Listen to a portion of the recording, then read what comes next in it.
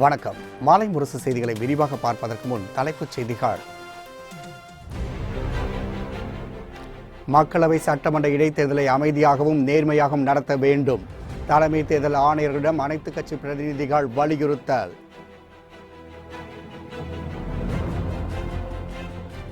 இடைத்தேர்தல் நடத்துவதற்கு காரணமான துரோகிகளுக்கு வரும் தேர்தலில் தக்க பாடம் புகட்ட வேண்டும். தமிழகத்தில் திமுகவின் அராஜகம் தலைவிரித்து ஆடுவதாகவும் முதலமைச்சர் பழனிசாமி குற்றச்சாட்டு. திமுக பொருளாளர் துரைமுருகன் வீட்டில் நடத்திய வருமான வரி சோதனையில் எதையுமே கண்டுபிடிக்க முடியவில்லை. அதிகாரிகளே பணத்தை வைத்துவிட்டு அவர் மீது வீண் பழி போடுவதாக திமுக தலைவர் ஸ்டாலின் பரபரப்பு பேச்சு.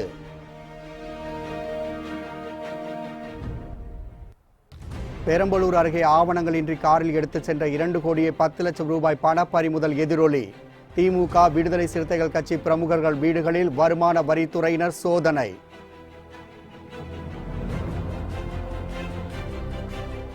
பிரதமர் மோடி பாஜக தேசிய தலைவர் அமித்ஷாவை ஒருபோதும் ஆதரிக்க வேண்டாம். பாஜக துணை அமைப்புகளுக்கு மேற்கு வங்க முதலமைச்சர் மம்தா பானர்ஜி கோரிக்கை.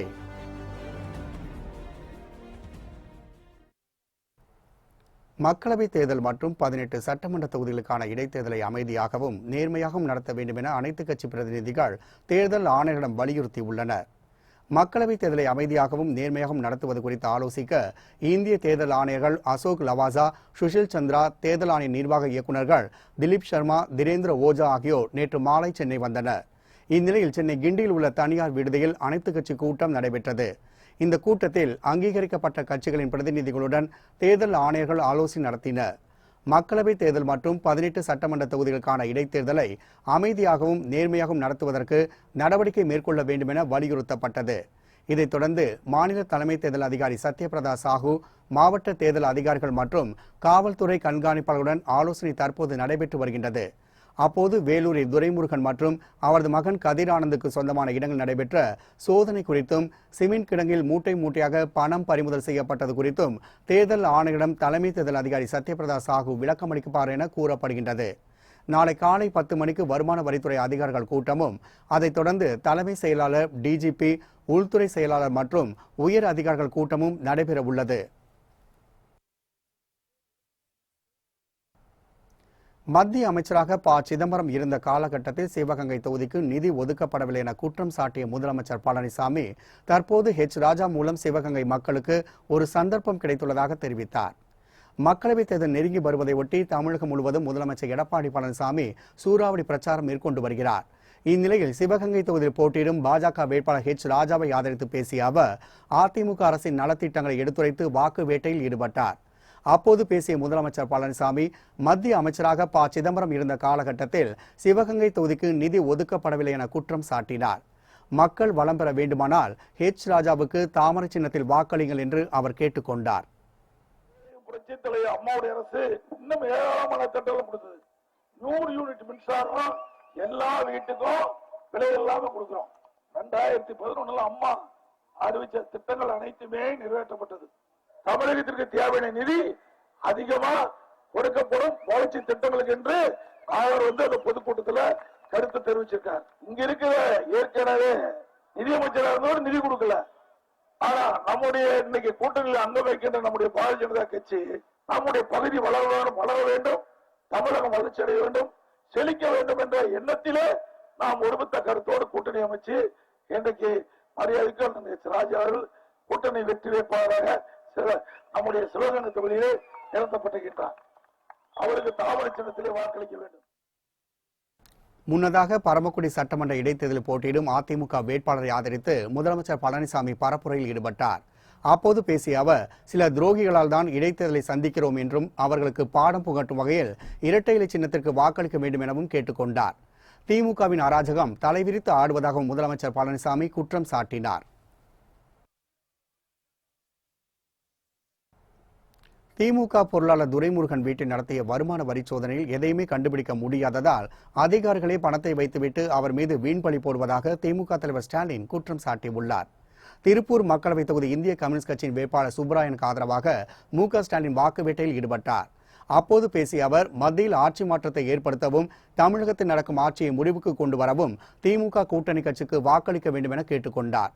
தமிழகத்தில் காலியாக உள்ள 21 தொகுதிகளில் 3 தொகுதிகளில் மட்டும் இடைத்தேர்தலை சதி செய்து திட்டம் தீட்டி நிறுத்தியுள்ளதாகவும், எனவே 3 தொகுதியுடன் சூலூர் தொகுதிக்கும் சேர்த்து தேர்தலை அறிவிக்க வேண்டும் என ஸ்டாலின் வலியுறுத்தினார்.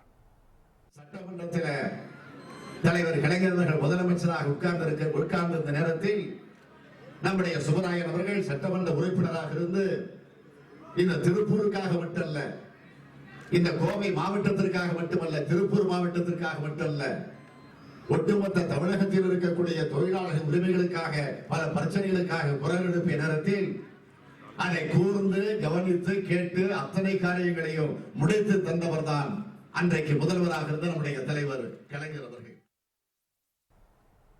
திமுக பொருளாளர் துரைமுருகன் வீட்டில் நடைபெற்ற வருமான வரித்துறையினர் சோதனையில் எதையுமே கண்டுபிடிக்க முடியவில்லை என்றும், மாறாக அதிகாரிகளை பணத்தை கொண்டு வைத்துவிட்டு அவர் மீது வீண்பழி போடுவதாக ஸ்டாலின் குற்றம் சாட்டினார்.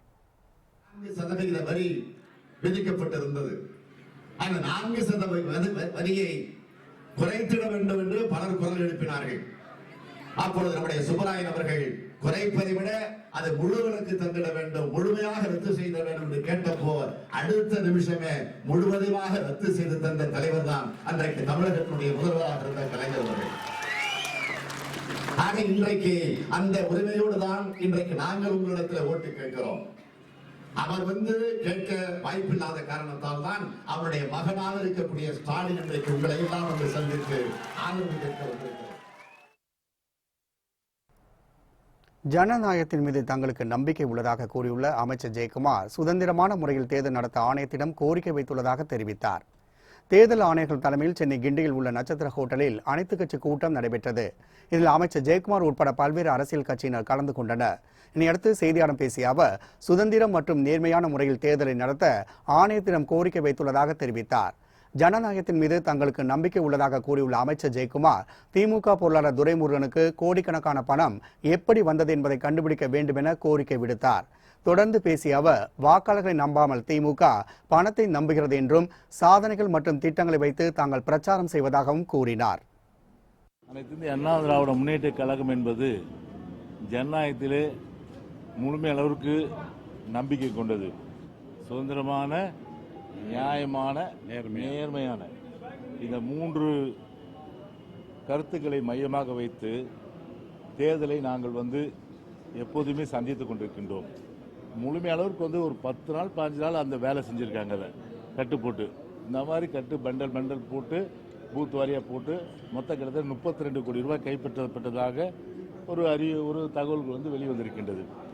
சுதந்திர நியாயமான தேர்தல் நடத்த வேண்டும் என்றால் இந்த கைப்பற்றப்பட்ட பணம் ஈஸியாக சேஸ் பண்ணலாம். எங்கேருந்து ட்ரா பண்ணாங்க, எந்த பேங்க்ல இருந்து, யார் ட்ரா பண்ணுது, முன்னாள் அமைச்சர் துரைமுருகனுக்கும் ட்ரா பண்ணவங்களுக்கு என்ன ரிலேஷன்ஷிப்பு, ஸோ இதெல்லாம் நீங்கள் முழுமை அளவிற்கு கண்டுபிடித்து அவர்கள் மீது தகுந்த நடவடிக்கை எடுக்க வேண்டும். ஐக்கிய முற்போக்கு கூட்டணியின் 10 ஆண்டுகால ஆட்சியில் 15 கோடி மக்கள் வறுமை கோட்டிலிருந்து வெளியேற்றப்பட்டதாக KS அழகிரி தெரிவித்துள்ளார். பெரம்பலூரில் இந்திய ஜனநாயக கட்சி வேட்பாளர் பாரிவேந்தரை ஆதரித்து தேர்தல் பொதுக்கூட்டம் நடைபெற்றது. இதில் தமிழ்நாடு காங்கிரஸ் கமிட்டி தலைவர் KS அழகிரி கலந்து கொண்டு பேசினார். அப்போது 60 ஆண்டுகால காங்கிரஸ் ஆட்சியில் இந்திய நாடு வறுமையின் பிடியிலிருந்து நீங்கியதாக தெரிவித்தார். காங்கிரஸ் அரசின் சமூக நலத்திட்டங்களால் வறுமையின் அளவு 90 விழுக்காட்டில் இருந்து 20 விழுக்காடாக குறைந்ததாக தெரிவித்தார்.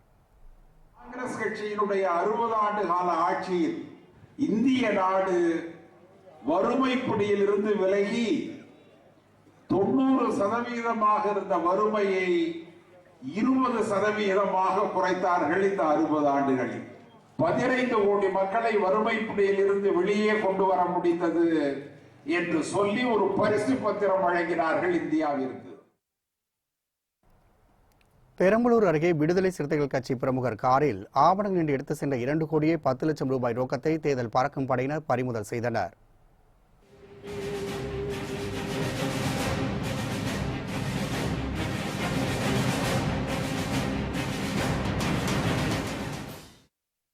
திருச்சியிலிருந்து கார் மூலம் பல கோடி ரூபாய் பணம் காரில் கடத்தி செல்லப்படுவதாக திருச்சி காவல் கண்காணிப்பாளர் அலுவலகத்திற்கு தகவல் கிடைத்தது. இதையடுத்து பெரம்பலூர் அரியலூர் சாலையில் தேர்தல் பறக்கும் படையினர் வாகன சோதனையில் ஈடுபட்டிருந்தனர். அப்போது அவ்வழியாக வந்த விடுதலை சிறுத்தைகள் கட்சி நிர்வாகியின் காரை தடுத்து நிறுத்தி சோதனை செய்தனர்.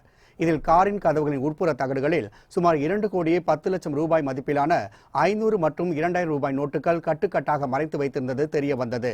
இதையடுத்து பணத்தை பறிமுதல் செய்த பறக்கும் படையினர் வருமான வரித்துறை அதிகாரிடம் ஒப்படைத்தனர்.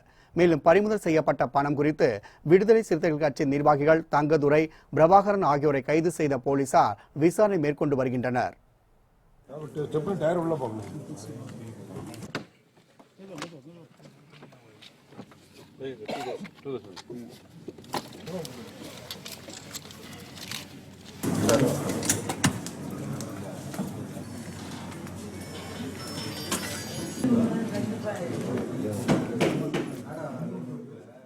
ஒரு காரு சந்தேகத்தின் அடிப்படையில் கிடைத்த தகவலின் அடிப்படையில் ஏடிஎஸ்பி ரங்கராஜன் அவர்களுடைய தலைமையில் அந்த வண்டியை சேஸ் பண்ணி கலெக்டரேட்டுக்கு கொண்டுட்டு வந்து அந்த வண்டியில் சோதனை பண்ணினதில் இதுவரைக்கும் 2,10,00,000 ரூபாய் மேலோட்டமாக பார்த்ததில் தெரியுது.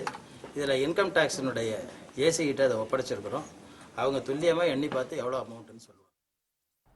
இந்நிலையில் திருச்சி மன்னார்புரத்தில் விடுதலை சிறுத்தைகள் கட்சியின் வர்த்தக அணியின் மாநில துணை செயலாளர் ராஜா மற்றும் அவரது சகோதரர் ரமேஷ் ஆகியோருக்கு சொந்தமான வீடு மற்றும் நிதி நிறுவன அலுவலகத்தில் வருமான வரித்துறை அதிகாரிகள் சோதனையில் ஈடுபட்டு வருகின்றனர். இவர்களுக்கு சொந்தமான ரியல் எஸ்டேட் மற்றும் நிதி நிறுவன அலுவலகத்தில் 10க்கும் மேற்பட்ட வருமான வரித்துறை அதிகாரிகள் சோதனையில் ஈடுபட்டுள்ளனர். காங்கிரஸ் தேர்தல் அறிக்கையில் கூறப்பட்டுள்ள வாக்குறுதிகள் வெற்று முழக்கங்கள் என பிரதமர் நரேந்திர மோடி தெரிவித்துள்ளார். அருணாச்சல பிரதேசத்தின் பாசிகாட் என்னுமிடத்தில் பாஜக தேர்தல் பொதுக்கூட்டத்தில் பிரதமர் நரேந்திர மோடி உரையாற்றினார். அப்போது 60 ஆண்டுகளாக ஆட்சியில் இருந்த காங்கிரஸ் கட்சி எதையுமே செய்யாமல் 60 மாதங்களாக ஆட்சியில் இருந்த தன்னை கேள்வி கேட்பதாக குறிப்பிட்டார். காங்கிரஸ் தேர்தல் அறிக்கையில் கூறியுள்ள வாக்குறுதிகள் வெற்று முழக்கங்கள் என தெரிவித்தார். காங்கிரசுக்கு வாக்களிப்பது நாட்டுக்கு தீங்கு செய்வதற்கு சமம் என பிரதமர் குறிப்பிட்டார்.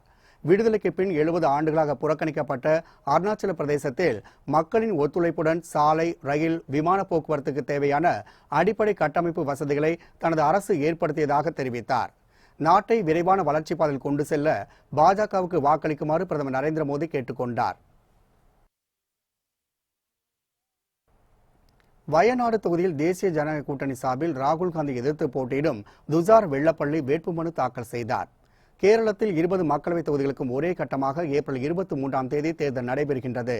வயநாடு தொகுதியில் காங்கிரஸ் சார்பில் ராகுல் காந்தியும், அவரை எதிர்த்து தேசிய ஜனநாயக கூட்டணி சார்பில் பாரத் தர்ம ஜன சேனா கட்சி தலைவர் துசார் வெள்ளப்பள்ளியும் போட்டியிடுகின்றனர். இந்நிலையில் துசார் வெள்ளப்பள்ளி வயநாடு மாவட்ட ஆட்சியர் அலுவலகத்தில் இன்று வேட்புமனு தாக்கல் செய்தார்.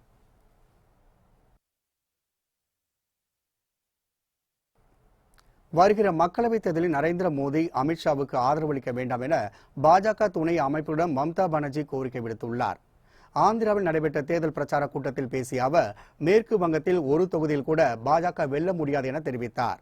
2014ஆம் ஆண்டு தேர்தலில் தமிழகம் உட்பட 6 மாநிலங்களில் மொத்தம் 191 இடங்களில் பாஜக வெறும் 21 இடங்களில் தான் வெற்றி பெற்றதாக மம்தா சுட்டிக்காட்டினார்.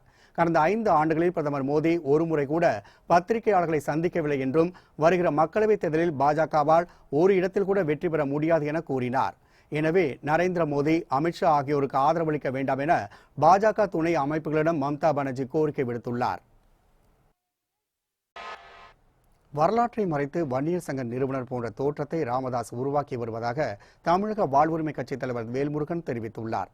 கோவையில் செய்தியாளர்களிடம் பேசிய அவர், திமுக தேர்தல் அறிக்கையில் தங்களது போராட்டங்கள் குறித்த கோரிக்கைகள் இடம்பெற்றிருந்ததால் தான் அந்த கூட்டணியை ஆதரிப்பதாகவும் கூறியுள்ளார்.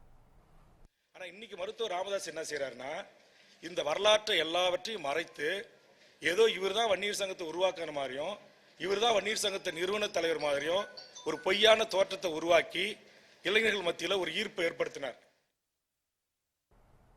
சிதம்பரம் மக்களவைத் தொகுதியில் திமுக கூட்டணி சார்பில் போட்டியிடும் வேட்பாளரும் விடுதலை சிறுத்தைகள் கட்சி தலைவருமான தொல் திருமாவளவன் வாக்கு சேகரித்தார். காட்டுமன்னார் கோவில் உட்பட பல பகுதிகளில் திருமாவளவன் வீதி வீதியாக சென்று வாக்கு சேகரித்தார். அப்போது பேசிய அவர், கோடிக்கணக்கான பணத்தை பதுக்கி வைப்பவர்கள் எவரும் வங்கிகளின் வாசலுக்கு வரவில்லை என்றும், அவர்கள் தங்களிடம் இருந்த அனைத்து பணத்தையும் மாற்றிவிட்டார்கள் என்றும் கூறினார். அவர்களால் எப்படி அனைத்து பணத்தையும் மாற்ற முடிந்தது என வினா எழுப்பியுள்ள திருமாவளவன், மோடி அரசு என்பது வெறும் கார்ப்பரேட் அரசு என்றும் குற்றம் சாட்டினார். மோடி பெரும் முதலாளிகளுக்காக அரசை நடத்தி வருவதாகவும் திருமாவளவன் குற்றம் சாட்டினார்.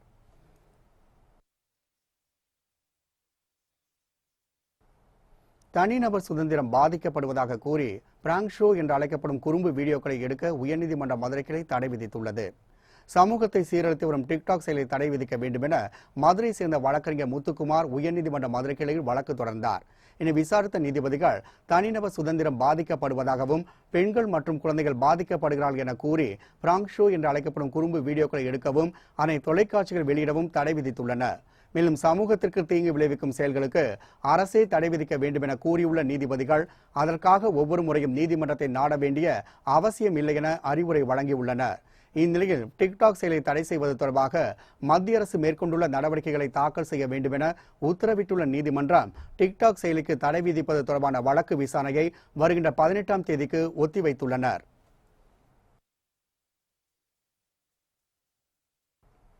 நூறு நாட்கள் வேலை திட்டத்தை 365 நாட்களாக உயர்த்த நடவடிக்கை மேற்கொள்ளப்படும் என அமைச்சர் செங்கோட்டையன் உறுதியளித்துள்ளார். ஈரோடு மாவட்டம் அந்தியூர் சட்டமன்ற தொகுதியை உள்ளடக்கிய பகுதிகளில் பள்ளி கல்வித்துறை அமைச்சர் செங்கோட்டையன் தேர்தல் பிரச்சாரத்தில் ஈடுபட்டார். அதிமுக கூட்டணி சார்பில் போட்டியிடும் வேட்பாளரை ஆதரித்து வாக்கு சேகரித்த அவர் ஏழை எளிய மக்களின் நலன் கருதி பல்வேறு நலத்திட்டங்களை தமிழக அரசு செயல்படுத்தி வருவதாக குறிப்பிட்டார். மேலும் 100 நாட்கள் வேலை திட்டத்தை 365 நாட்களாக உயர்த்த நடவடிக்கை மேற்கொள்ளப்படும் எனவும் உறுதியளித்தார். 100 நாட்கள் வேலை செய்து கொண்டிருக்கிற இந்த தாய்மார்கள் தந்தைமார்கள் நாளை மறுதினத்தில் அந்த 1.5 மாத கால ஊதியமும் நாளை மறுதினத்திலே உங்களுக்கு வழங்கப்படும் என்பதையும் நான் இந்த நேரத்திலே தெரிவித்துக் கொள்கிறேன். ஏன் என்று சொன்னால் அந்த ஊதியம் உங்களுக்கு கிடைக்கவில்லை 1.5 மாத காலம் என்பது எங்களுக்கு தெரியும். மத்திய அரசோடு போன வாரம் தொடர்பு கொண்டு நம்முடைய முதலமைச்சர் அவர்கள் எடப்பாடி பழனிசாமி அவர்கள் அந்த பணிகளை மேற்கொண்டார் என்பதையும் நான் இந்த நேரத்திலே தெரிவித்துக் கொள்கிறேன். இன்று நடைபெறுகிற 100 நாட்கள் வேலை என்பது மத்திய அரசு அறிவிக்க இருக்கிறது. 365 நாட்களும் உங்களுக்கு அந்த வேலைகள் தரப்படும் என்பதையும் நான் இந்த நேரத்திலே தெரிவித்துக் கொள்கிறேன். நாட்டில் பலமுறை ஆட்சி செய்த காங்கிரஸ் கட்சி வறுமையை ஒழிப்பதில் தோல்வியடைந்து விட்டதாக பாஜக வேட்பாளர் தமிழிசை சவுந்தரராஜன் விமர்சனம் செய்துள்ளார். தூத்துக்குடி மக்களவைத் தொகுதியில் போட்டியிடும் அவர் தீவிர பிரச்சாரம் மேற்கொண்டு வருகின்றார்.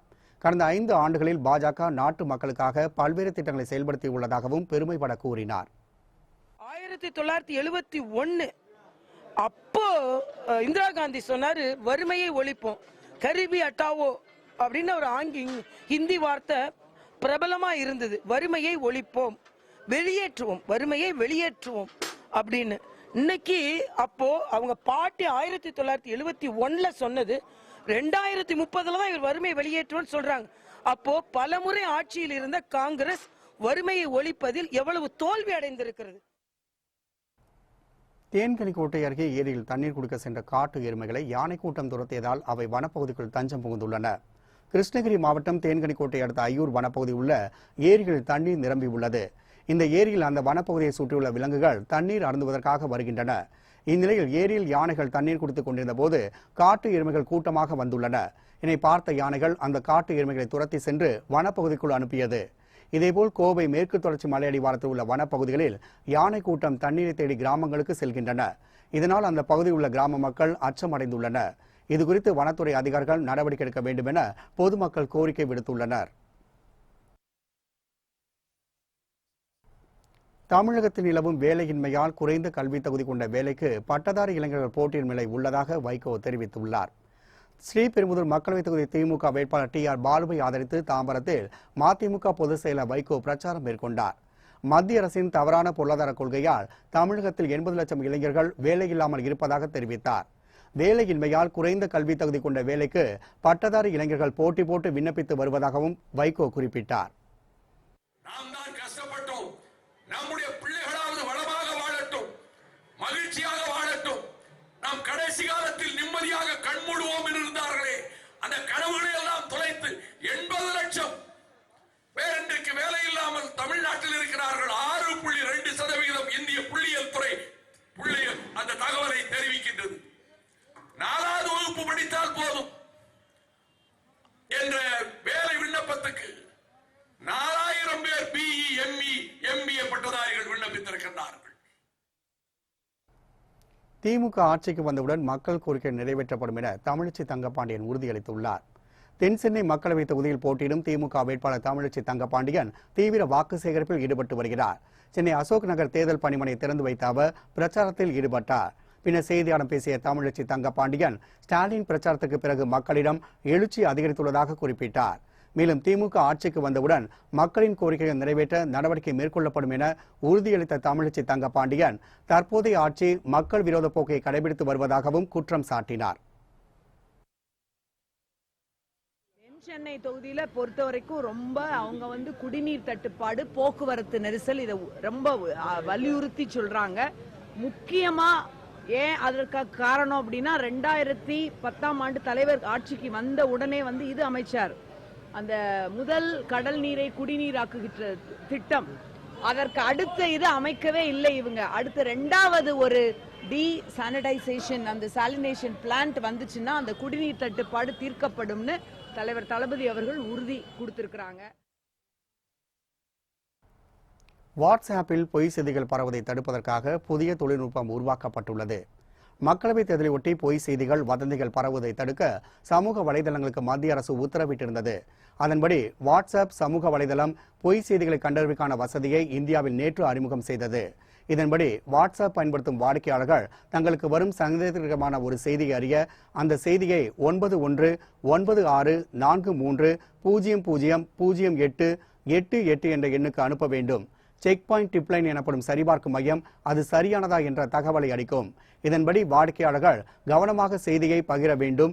இந்த சேவை ஆங்கிலத்திலும், ஹிந்தி, தெலுங்கு, வங்காளம், மலையாளம் ஆகிய இந்திய மொழிகளிலும் கிடைக்கின்றது. சென்னையில் உரிய ஆவணங்களின்றி எடுத்து செல்லப்பட்ட தங்க முலாம் பூசப்பட்ட பூஜை பொருட்களை பறக்கும் படை அதிகாரிகள் பறிமுதல் செய்தனர். மக்களவைத் தேர்தலை முன்னிட்டு வாக்காளர்களுக்கு அரசியல் கட்சியினர் பணம் கொடுப்பதை தடுப்பதற்காக தமிழகத்தின் பல்வேறு இடங்களில் பறக்கும் படையினர் தீவிர வாகன சோதனையில் ஈடுபட்டு வருகின்றனர். இந்நிலையில் சென்னை ராயப்பேட்டையில் பறக்கும் படை அதிகாரிகள் வாகன சோதனையில் ஈடுபட்டனர்.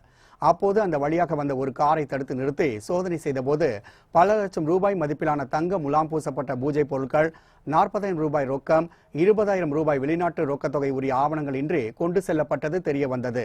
இதையடுத்து பூஜை பொருட்களை பறிமுதல் செய்த அதிகாரிகள் கார் ஓட்டுநரிடம் காவல்துறையினர் விசாரணை மேற்கொண்டு வருகின்றனர். இதேபோன்று கடலூர் மாவட்டம் திட்டக்குடி அடுத்த இளமங்கலத்தில் பறக்கும் படை அதிகாரிகள் வாகன சோதனையில் ஈடுபட்டனர். அப்போது அந்த வழியாக வந்த வேல்முருகன் என்பவரின் வாகனத்தை சோதனை செய்தபோது உரிய ஆவணங்கள் இன்றி 1,50,000 ரூபாய் கொண்டு செல்வது தெரிய வந்தது. இதையடுத்து பணத்தை பறிமுதல் செய்த அதிகாரிகள் திட்டக்குடி உதவி தேர்தல் அதிகாரியிடம் அதனை ஒப்படைத்தனர்.